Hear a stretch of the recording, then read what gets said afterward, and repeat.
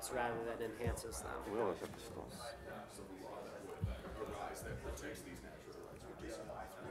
Yeah, that's the ideal.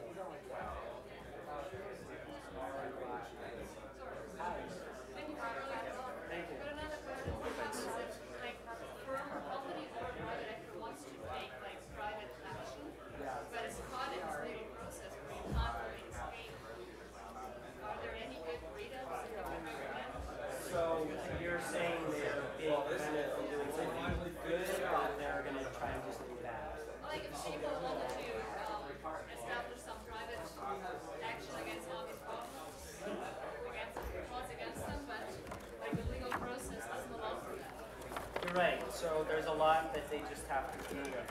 So in New York, you could not expel. That's yours, right? Yeah, thanks. Yeah. What time's your stock? Sorry, I didn't 10. know. Okay. All right. You could not expel shoplifters, and so they just had to deal with the cost of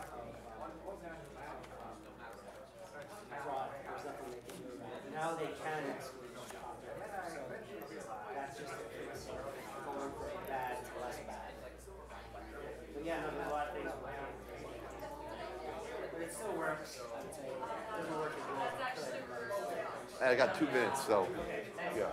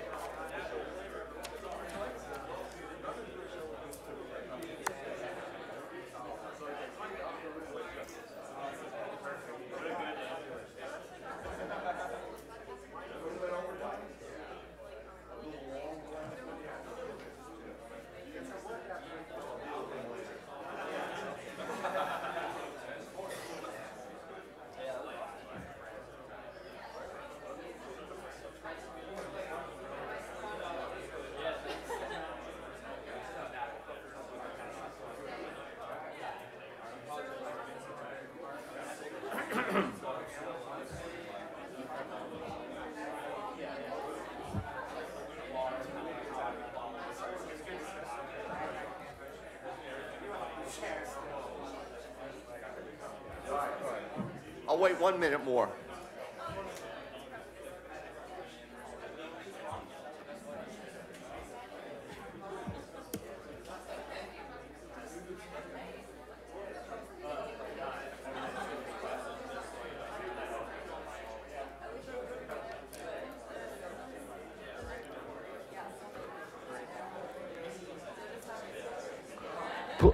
Please find your seats. We're about to start. Good morning, everyone, and welcome to the lecture on calculation and socialism. The title might at first seem a little obscure, but I hope to explain the importance of economic calculation by showing how its absence under socialism causes severe problems and actually the impossibility of socialism. And this is particularly topical because we have people now calling for socialism openly in the US once again. less than, or a little bit more than 2 decades after the collapse of the Soviet Union and the Eastern European centralized central planning regimes. So Bernie Sanders, for example, the woman, I don't remember her name, who was elected as an open socialist in the Bronx in New York last week, or maybe she was nominated as a Democratic candidate, which is tantamount in New York to being automatically elected. Okay, what I want to do is I want to start with what I consider to be the greatest single economics article of the 20th century for a number of reasons. And that was Ludwig von Mises's Economic Calculation in the Socialist Commonwealth. It was published in 1920. We've reprinted it. We have a pamphlet reprint with an epilogue by a quite notable modern Austrian economist. So I urge you to read it through. Make sure you read the epilogue. Okay. So what it did was, first of all, it completely destroyed in one fell swoop the intellectual foundations of socialism. But as we've discovered later on during the Austrian revival, it also really set out what exactly the nature and the function of the price system was in a capitalist economy. It really showed the importance of the price system. That lesson was not learned until what we call the Austrian revival, the second lesson. So let me start with the early socialists who wrote in the early 1800s, the early part of the 19th century. There were 3 big names. If you've had history of economic thought, you've seen these names before. There was the 2 French writers, Charles Fourier and Henri Saint-Simon, and a Scottish entrepreneur who set up socialist experiments here in the United States, Robert Owen. As did Fourier's followers. We'll talk about that.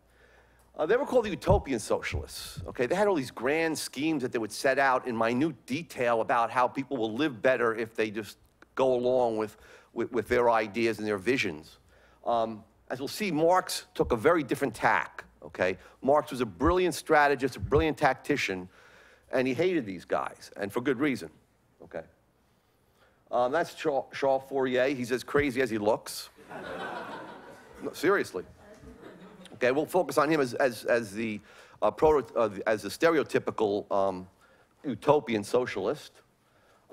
He had an idea that people should be organized into small communities of phalansteres, which are the old military formation of the Greeks, the phalanx. He said that there would be garden cities modeled after a grand hotel. Okay, this is the way people would live. There'd be 1,500 to 1,600 people in these cities, and it was based on the Greek military formation. Everybody would be able to purchase accommodations according to his individual tastes and income, so he wasn't a leveler, an income leveler necessarily. Everybody would be a stockholder in the city. There'd be collective production. Now everyone would produce the same things together, okay? They would all share the dirty work and share meals in the kitchen. That doesn't look too crazy, but then as you go on and you read more in Fourier, you understand why Marx was so embarrassed as a socialist. Okay, so he actually sketched out, this is what it would look like. These crazy utopian socialists had this mania for symmetry. Everything had to be symmetrical, right? You know, the phalanx was, like a square or a rectangle. Okay, and he went as far as to actually build a model of it. Okay, I mean, this is really bespeaks a mania. Okay, now there's one near my home in New Jersey. There was actually a phalanstère that was built, and people lived in for a while in New Jersey. And it's been long since abandoned, okay? Looks haunted to me, I don't go near it. Okay, now here's some of his writings, his ramblings. So he wrote that, said that 19th century France was in the 5th stage of advancement. Now, how does he know this stuff? Okay, I mean, how does he know that it started with confusion, the world, and then went to savagery, patriarchism, barbarity, and then he said, at the point he was writing, after passing through 2 more stages, it would approach the upward slope of harmony. Now, that's the final stage of utter bliss, and that will last for 8,000 years, okay? I mean, 8,000 years. He knows that. Okay. At which point, of course, history would reverse itself and you go back through savagery to confusion. Okay? So these people are what we call Gnostics. They all have a secret source of knowledge within them that no one else shares. So I mean, this is every cult is based on what we call Gnosticism, okay, the Greek word for knowledge, meaning sort of a secret intuition that no one else shares. Marx had the same thing. Other things he said would happen. So when you reach this stage of harmony, there'd be 6 new moons, replace the one in existence. A halo would surround the North Pole, and it would shower dew on the Earth. The seas would turn to Kool-Aid, okay? It's some kind of a juice. I mean, it's all. I've looked at a few books, and they say Kool-Aid. I don't think Kool-Aid existed back then, unless he invented it. And James Jones, right? They're all infatuated with Kool-Aid at Jonestown. I don't know. All violent or repulsive beasts would be replaced by their opposites and would be serviceable. Ant-lions would offer themselves to humans to be ridden, and roasted anti-chickens would fly into human mouths. And the human lifespan in the harmonic stage would stretch to 144 years. I mean, they had these exact figures. How do they know this stuff? And 5/6 of the time, not 6/7 or 4/5, 5/6 would be devoted to the unrestrained pursuit of sexual love. Free love was always a part of all of these schemes, okay, all of which, of course, have been made up by men. No, it's true, though. The left always says that capitalism mistreats women, but in all the schemes that the left has come up with, all those crazy schemes over the centuries, you always have these sort of free love schemes. Okay, so what was the response of the classical economists? Well, they were able to smash this stuff very easily. They said, look, who's going to take out the garbage on this utopian socialism? Okay, there's going to be still dirty work to do. Who's going to go deep down into the mines? Who's going to do unhealthy jobs, potentially dangerous jobs, if everybody gets paid the same? So they pointed out, obviously, the price system provides the needed incentives and signals, and through the profit and loss system, which would induce the right amounts of goods to be supplied to society. Whereas you don't have that under any of these crazy socialist, utopian socialist schemes. But the socialist answer was there'd be a new socialist man and woman, okay? That is, that they'd be mysteriously transformed and they'd all want to work for the community. Well, that argument went on for a while, and of course, the classical economists, who were smart people, brilliant people, got the better of it. However, there was an underlying assumption that if it wasn't for the lack of incentives under socialism, socialism could be just as productive as capitalism, okay? Now that's, as we'll see, what Mises challenged, okay? That it was just incentives, that the incentives weren't right. Unfortunately, in today's modern economic mainstream, people have sort of focused on incentives as the core of economics, when in fact it's not, as we'll see, it's really calculation, okay? Even if you know, or even if everyone has the right attitudes, and if everyone sort of was an angel in their disposition and wanted to help society, you would still have socialism not being able to work, okay? So now Marx, as I said, was a brilliant strategist and tactician, and he saw how clearly the utopian socialists had been smashed by the classical economists. So what he said was, look, utopian socialists aren't scientific. Don't listen to them. Anyone who tries to tell you they know what's going how the future is going to look, or tries to devise a plan to implement in the future, is not scientific. They're just crazy. Don't pay attention to them. Because according to Marx, it's the laws of history that's going to drive society, regardless of what anybody thinks or wants. It's going to drive society from the beginning in classical slavery, through feudalism, through capitalism, through a stage of socialism, and then ultimately to the bliss of communism. He said this is going to come about as inexorably as the laws of nature dictate that an apple, if it falls from a tree, will fall downward and not upward, okay? There's nothing that human beings can do about it. There's no way that human beings can hasten the coming of socialism. So forget about it. If you try to describe what it's going to look like, then you're unscientific, okay? So it's unscientific to speculate about what a future socialist society would look like or to try to speed up its arrival, even though later on in his career, Marx was contradicted himself because Marx was someone who was an agitator and agitated for socialist measures. Okay. He was even against minimum wage laws. He was against unions because he actually thought that those things would make the working class more amenable to capitalism. He thought that he wanted things to get as bad as possible just through the working out of the laws of history, and then we would just pass into socialism. So he was actually, Marx was an anti-interventionist in some of his writings. So his writings weren't, what was his great work called? It wasn't called socialism, okay? It wasn't called communism, it was called capitalism, Das Kapital. He didn't write a word about socialism, about the socialist future, what it would look like, okay? He just spent all his time talking about the economic contradictions that would cause capitalism to collapse, with the inexorability of the laws of nature. So this is where we stood when Mises wrote.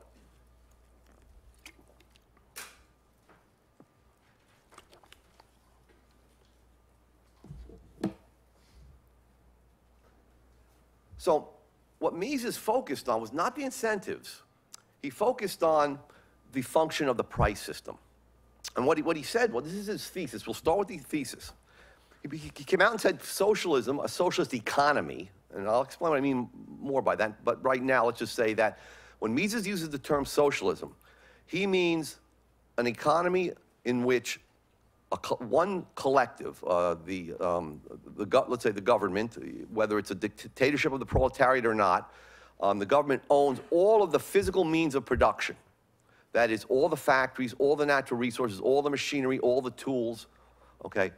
There can be consumer goods that were privately owned under socialism, okay? Even some durable consumer goods, okay? Though it's not clear about housing, for example, okay? If that would be able to be privately owned. But certainly all the factors of production or non-human means of production. Labor would be free. I mean, Mises allowed that labor could be free under socialism to choose different jobs. And there could be a limited sort of money where the laborers were paid vouchers, which they could then turn into the stores that were all owned by the state for different kinds of goods. So Mises granted that, okay, we would have some consumer choice given what was produced, that people could choose between different things that were produced. But the key is that all the productive apparatus throughout the economy would be owned by the government. Okay. So it would be collective ownership of the means of production. That's how it's usually phrased.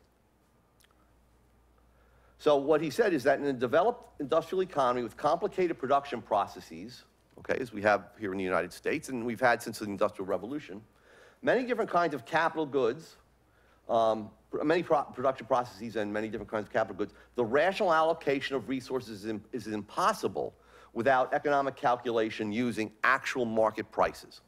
A socialist economy is impossible because it cannot generate prices for capital goods and natural resources. Okay, well, let's parse Mises' argument.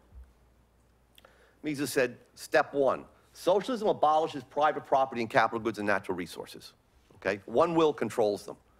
It's either a single central planner or a group of economists or others that, technicians and so on, that come up with the central plan.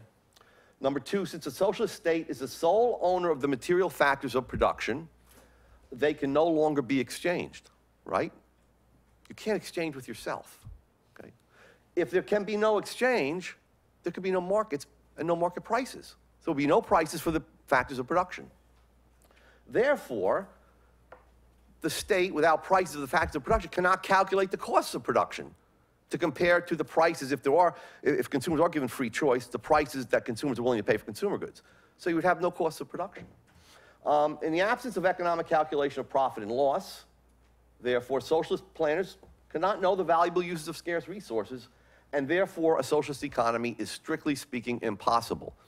And Mises said it's like a man standing in the middle of a desert, and he has his equipment and so on and so forth to last him to get out of the desert, but he doesn't know which way to go. He has no compass. He doesn't know the best way to go to get out of the desert. Okay.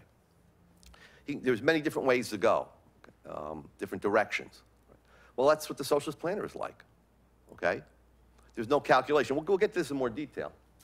And very interestingly, he said the essential mark of socialism, okay, now he didn't say that the essential is compulsion or is the fact that you've abolished markets.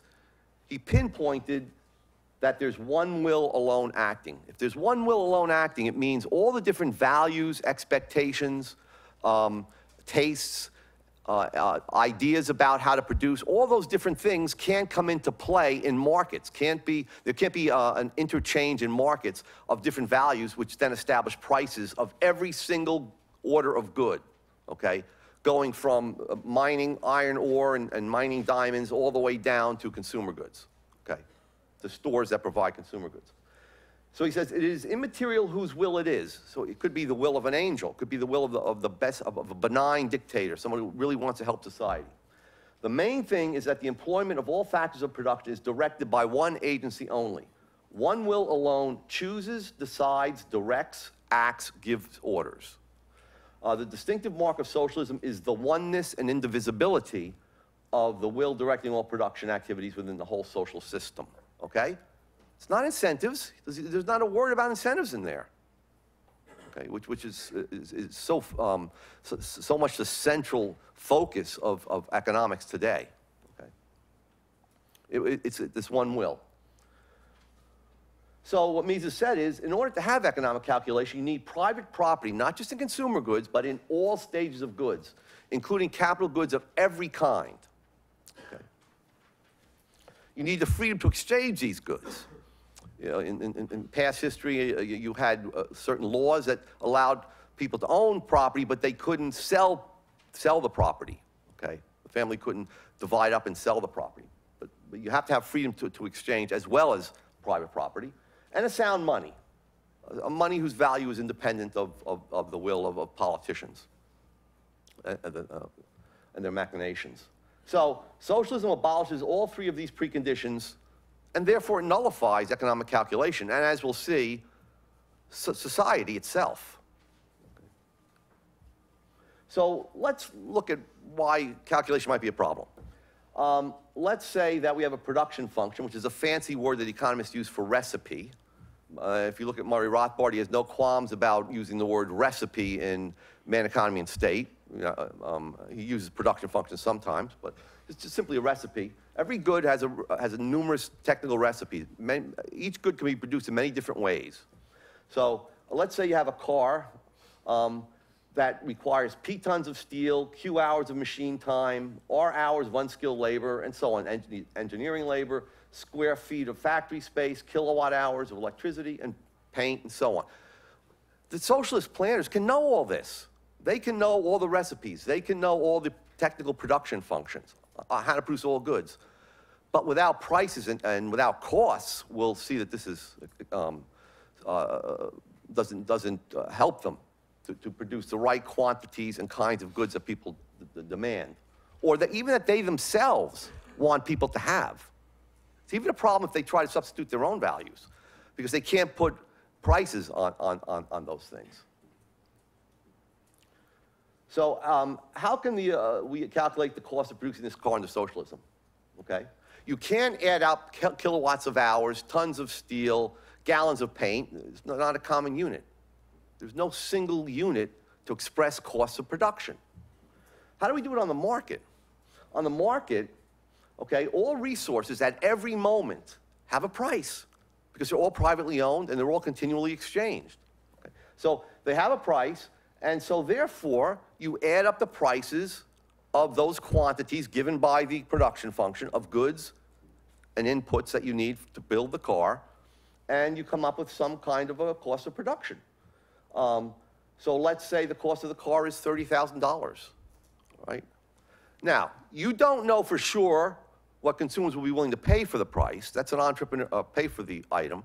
That's an entrepreneurial judgment. You have to look to the future for that. Entrepreneurs can make mistakes, but when they make mistakes, unlike the socialist planners, they know they make mistakes because of profit and loss.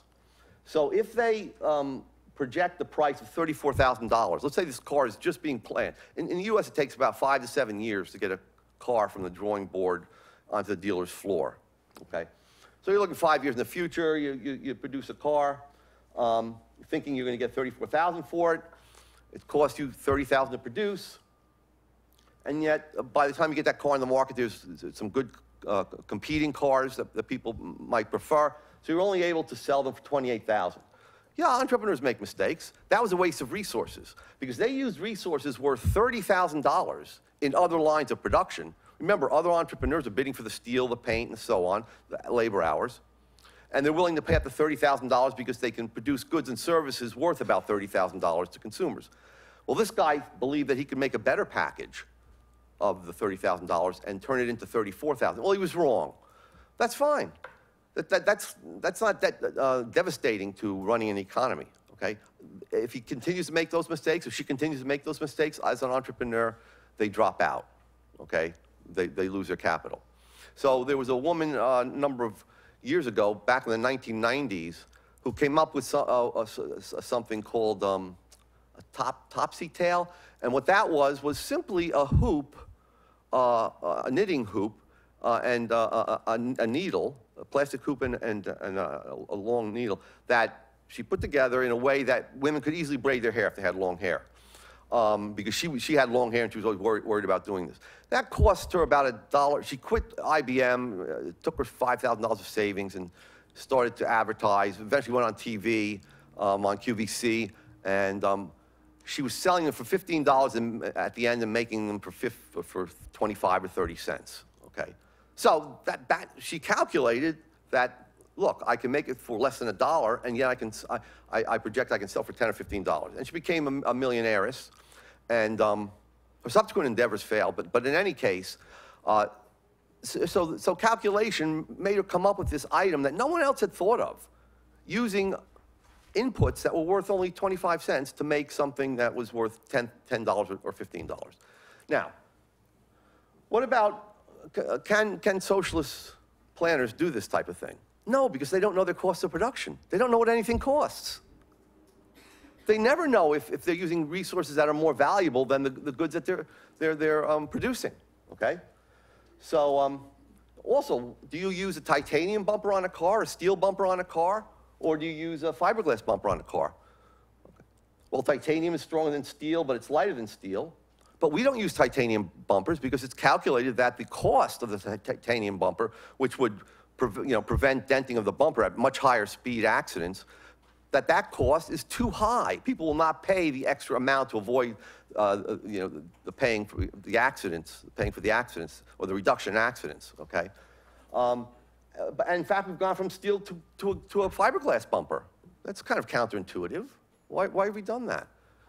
Well, because repairing the fiberglass bumper isn't as costly as the extra weight of the steel bumper that reduces your gas mileage. And so all of these things are done through calculation. Socialist planner could never figure this stuff out. Okay, now there's a story behind that house. I have a friend who I grew up with, and she married a cowboy, a real cowboy, who actually had a ranch with cattle and stuff on it, and they actually had cattle drives. So she moved to Montana, and one day she called me and she said, we have a new house. I said, oh, you moved from your ranch? She said, no. She says, we just had the old house removed, and we replaced it with a new house. I said, what do you mean? She said, well, yeah, it's a 7-bedroom house. This isn't actually her house. This is a modular house. So I said, what do you mean you replaced it with, you bought in another house? She said, well, in Montana, because there's like 18 people in Montana. So there's hardly any labor. Labor is extremely scarce. So people don't come to it's very expensive to get people to come to the site and build a house. They don't do that. What they do is they have the house built in Omaha. Well, actually in Nebraska somewhere. And I happened to Google it today, and there's a number of house building firms all throughout Nebraska. So they had it shipped about 700 miles to their house, and shipped it on trucks, and then they put it together there, okay? They only had to spend a few days putting it together, so, scarce labor was economized on. Would a socialist planner ever figure that out, that a house should be built 700 miles away? How is it figured out here? By prices, by saying, hey, the cost of actually building this thing 700 miles away with a lot of machinery and few laborers in a factory is less than having a lot of laborers come and, stay for 4 months, 5 months, and build here in Montana. Okay, and there literally was less than 20 people in that town of Biddle where she lived. Her family was the postmaster. They ran the store. I never visited. I couldn't bring myself to go there. Okay, all right. So now, a couple things that Mises did and did not say. Mises didn't say that if you had a small economy, one person or a small household living in isolation, that they couldn't run a rational economy. So he said, you don't, when people are acting in isolation or there's small groups acting and you don't have very complicated production processes and a lot of producers' goods, many different capital goods, you can use valuation. You can simply just value things directly, which you can't do under socialism and an industrial economy. So let's say you have somebody who works 12 hours a day, and this is their value scale. This is how they value the different things that they could produce, okay? And let's say that's what they produce every day, 2 fish, 3 pounds of wild mushrooms, and so on. And altogether, it absorbs the 12 hours. Let's say now they find rabbits on the island, this household or Robinson Crusoe. What's the cost of producing a rabbit that requires 6 hours to hunt and catch? They can figure that out pretty easily because it's just a few people there, and they can say, well, you know what? It'll cost us the satisfaction from the 8 coconuts and 1 sack of berries. So with the 6 hours that we use to catch a rabbit, we value the rabbit directly more than the 8 coconuts and 1 sack of berries. So Mises didn't deny that you always needed calculation, or didn't deny that sometimes you could have a situation where calculation wasn't as important. But he even said in that case, he said, Crusoe would not think and act like a man who could calculate, okay? He would even miss some opportunities because he couldn't calculate. But you could have a sort of a rational economy, okay? Because you could directly know your opportunity costs. But in a complicated economy with very, very complicated technological processes and many, many different kinds of capital goods that can be used in many, many different ways, there's literally an infinite way. If you take the United States today and you were put in charge, okay, as a central planner, it'd be very difficult for you to even absorb all of the different types of goods that you had at your disposal to produce to serve people's wants. You could know what you would like to have people consume. You could also know the lists of all the capital goods and factories and natural resources. But there's no way you could use prices. You couldn't figure out your cost of production of producing any one thing. Should I produce, let's say, 1,000 more bicycles or 1 more car? Or let's say 10 more cars. You wouldn't know. There's no way to rationally make the decision. Okay, how did they do it in the former Soviet Union? There was the central planning agency called Ghost Plan. They use gross output planning. I'll just give you some examples of how this went awry. What Ghost Plan did was to set targets for each particular industry, and then the manager in charge of the whole industry, the director of the industry himself, would then allocate targets to each of the different firms or factories that constituted that industry, okay? But it was very difficult. If you give people a target, you have to give it in terms of homogeneous units. So if you tell people to produce tons of nails, what happened in the Soviet Union? They produced these huge nails, okay? And as a result, many buildings that were done didn't have roofs because roofing nails are very, very small. So it was easiest to fulfill the plan by, and of course, you wanted to fulfill the plan because the incentives were there. Incentives didn't lack. If you fulfill the plan and went a little bit above it, which is what everybody tried to do, you got a nice bonus. If you fell short of the plan a few years in a row, you got a nice trip to Siberia, to the Gulag. So there were incentives. They set up the incentives, and it was mutual lying, of course. The manager would say, the director of the whole industry would say, well, okay, you have to do X tons of nails. And he knew that they couldn't possibly produce that amount because he knew they were going to lie back to him. And they said, no, we can only do 1/4 X amount of nails. We can't produce that much. We don't have that capacity. And they would bargain like that. They'd lie to one another, and they'd come out with some figure which the manager of the factory hoped he could just exceed and get a nice bonus and not go to Siberia. Okay, well, they had problems with women's clothing, were all oversized, okay? There was a huge market for American jeans, blue jeans, because they fit everybody, okay? They could, fit any body shape. There were so many different sizes. And the Soviet government looked the other way, okay? There were children's clothing was in short supply. Building nails was in short supply. Once Khrushchev was giving a public speech, and suddenly, to the Westerners who were listening to the speech, they were surprised. He started bashing the chandelier industry. Turns out that chandeliers, which were produced for the dashas, the vacation homes of the comrades, were so heavy because the plan was in terms of tons that they were falling, killing the comrades. That they were pulling the ceilings down. Okay. Here's a very interesting joke. That's the Soviet planner telling, the Soviet manager telling the director, I fulfilled my target for the year. Okay, that huge nail, because it was specified in terms of tons. There was a joke that was often told about when Soviet economists met American economists at international conferences, they would say, well, just to go back for a moment, when Khrushchev, at one point in the 1950s, Khrushchev, the Soviet dictator at that point, took his shoe off in the UN meeting and banged it on the table and said, we will bury you, meaning economically we will bury you. So later on, the Soviet economists would say to the American economists, yeah, we're going to bury you, but we're going to leave Hong Kong so we can see some prices. So we have, and we'll get to that in a moment, okay?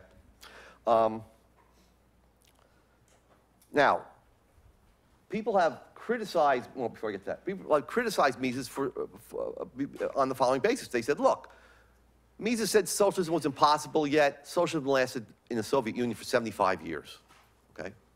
Well, Mises never denied that you could carry on production. It just wouldn't be rational production, and it eventually would break down. So what Mises, and what he pointed out was, and he said this in his first article, okay? He said, the Soviet Union is not a truly socialist nation. And the reason is, it's like the post office in the middle of a regular free market economy. Okay, a post office is owned by the government, is extremely inefficient, okay, and there used to be long lines, and it was terrible to deal with, okay? Now it has some competition, but it still could roughly calculate because it could use the prices of the things around it. It knew basically what its costs were, okay? And he said the Soviet Union is the same way. It's a socialist island in the middle of a world of market prices. So so the Soviets did use prices. They did use Western prices for steel, and they traded their electricity to Eastern Europe, and there were prices. There was also bribery between the factories. Some factories had a surplus of certain things that they didn't need, and on the other hand, there were factories that needed that and had other things, and that was called blot. And so those things were traded, so there were prices, and they sort of used them. And that's what kept it going for a while. One other quick thing I want to tell you. Oh yes, was there true socialism ever? Mises said, yeah, there was. From about 1918 to 1921, which is the period of war communism, when there was the white Russians fighting the communists, the supporters of the Tsar. At that point, Lenin tried to abolish all prices, okay? Get rid of any reference to a money price. And they did that. And what happened was that shortages of everything just emerged. And people, at the end, people were beginning to burn their household furniture just to stay warm. And then parts of their houses. And then they just left and went to the countryside and just foraged for food and shelter and so on. So socialism, yes, it can work among nomadic tribes, among households, as we pointed out, okay? But that means a starvation of, most of the population. Okay, so let me just talk a little bit, let me skip over this, okay? I just want to mention something. There's something called the social appraisement process. That's really the market operating to both generate costs and prices. So the entrepreneur, and Peter Klein will talk about the entrepreneur, I think maybe later today or tomorrow. The entrepreneur is at the center of this whole process that generates prices and makes production rational. So what the entrepreneur does is look to the future, okay? He sees what consumers are buying now, and he thinks to himself how this will change. He makes a judgment about a year from now or 2 years from now, will people like tablet computers, for example, Steve Jobs, iPhones, and so on. And so you make a judgment based on what consumers are buying today. The product might not be in existence today, okay? But yet, you need the resources to begin building the product today. So based on what you believe the prices to be of consumer goods in the future, the entrepreneurs then bid against one another, okay, because they're all looking to produce different things for the resources today. And so that determines the structure of prices. So if you want to produce anything, if any of you are would-be entrepreneurs, you can always freely use the existing price system to know what it's going to cost you. You can always know the cost of something you want to produce. You may make a mistake because you misjudge the future prices, but you can always know the costs, and that's extremely important. That's what is lacking under socialism. So what Mises talked about was the intellectual division of labor. He said everyone is involved in generating the price structure. Consumers, capitalists, entrepreneurs, and laborers, okay? They meet on markets, and on markets, they exchange. And underlying those exchanges are everyone's valuations, choices, and which leads to those exchanges. And those are what generate prices. So prices are a social phenomena, okay, or a social phenomenon, okay? One mind cannot generate prices. That's the failure of socialism, okay?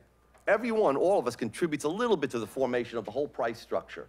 But no one human will can ever come up with a price structure on his or, his or her own. Okay. So it allows everyone to compute money costs of any conceivable production process. Okay, I want to just talk a little bit about the socialist response. You had these nitwits in the 1920s. One guy, a fanatical Marxist named Neurath, said, well, we can just calculate in kind.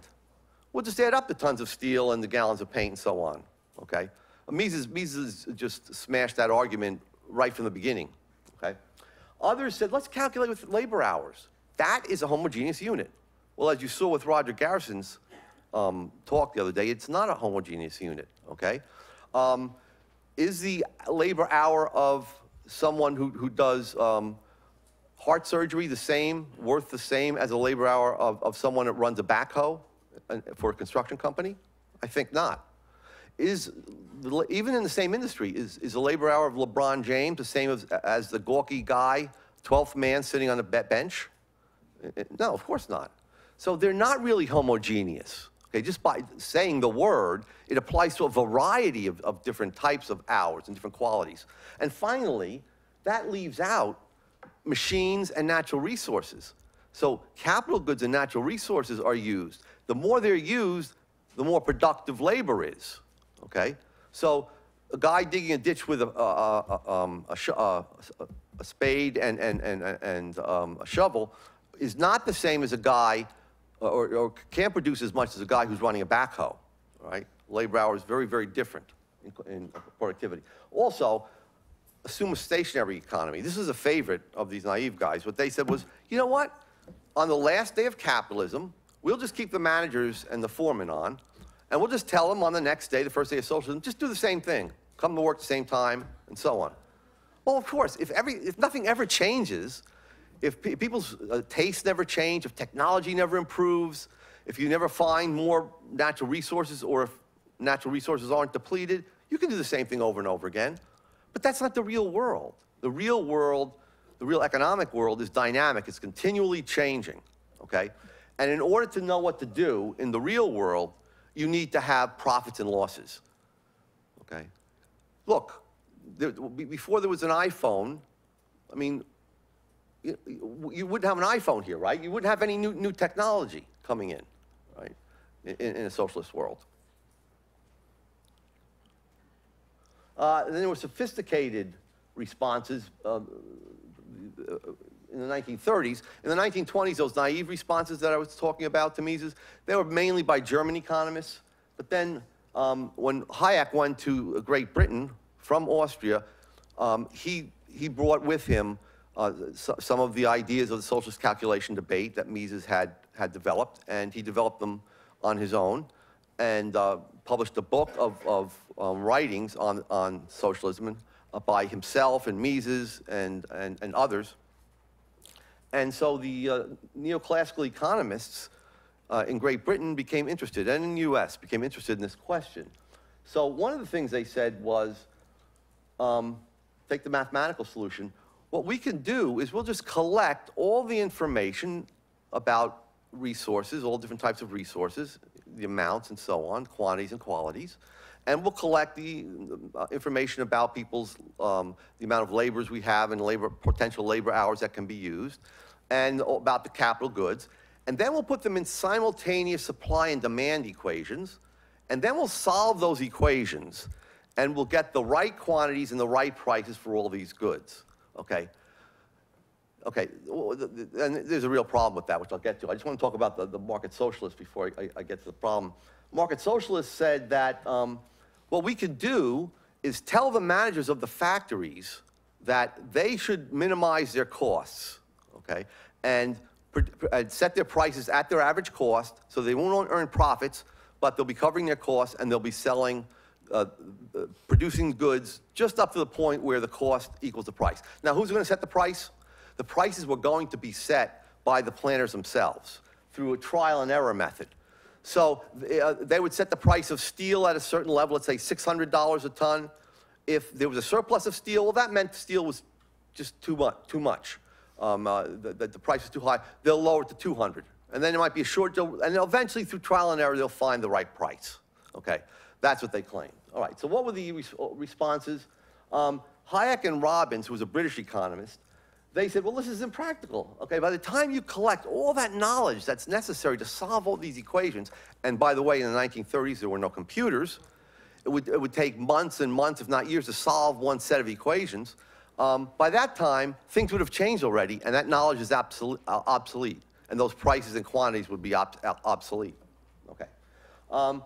So there was it was impractical to change prices in a timely manner, and also you wouldn't be able to get all of the information that people had in their heads about how to produce different things, okay? Because it all had to be centralized. And what Mises said is that, first of all, the socialist market, or market socialism, is playing with numbers, okay? It's just playing, he called it playing market. It's like children trading back and forth, okay? Because the decisions that children make are really made by their parents. Their parents have bought them certain things, certain toys. Their parents have decided, you know, what they can play with and how much time they have to play with it. So when they're trading, that's just determined ultimately by the ultimate decision maker. So what Mises says is that, look, the market economy is not a managerial economy. We can't just have managers making these low-level decisions and say, that's the market. In fact, you want people, who's going to make the decisions about liquidating certain firms, destroying them and creating new firms? All right. Who's going to do that? Mises says, in the market economy, that's done by entrepreneurs. It's done on the stock market and bond market and commodity markets. And there would be, under market socialism, there would be no stock market, okay? Because the government would own everything. So the prices would not be real prices. They're not real market prices. Just by setting up the firms as they do and hiring the managers that they do and telling them to produce certain amounts or setting the firms up at a certain size, they are determining the outcome, and they're determining it without knowing any prices, okay? So there really is no way around, if you want a rational economy and rational allocation of resources, there's no way around having a laissez-faire economy. I'll stop there. Thank you.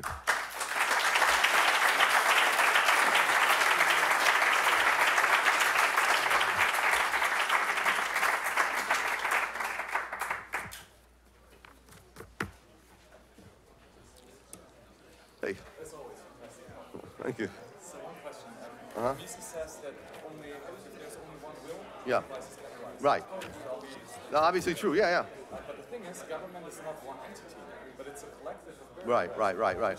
Yeah, that's true. So would it theoretically be possible that the politicians inside the government, through their own haggling, get a price system that somehow or somewhat represents the market? It's a good question. Then they would actually have to own the resources. So that would be syndicalism, where workers own a whole industry and other workers own another industry, and that would be that everybody would try to get monopoly prices. You could do, but you could have prices, but it would have to be true ownership. There couldn't be somebody at the top then. There couldn't be one will at the top. So what you're saying is that Mises is right. If you have more than one, you have to have more than one will. Even if they're thieves and they've stolen all this property, you can actually have prices. Yeah, I don't deny that. Okay. Yeah. That makes sense? Yeah. You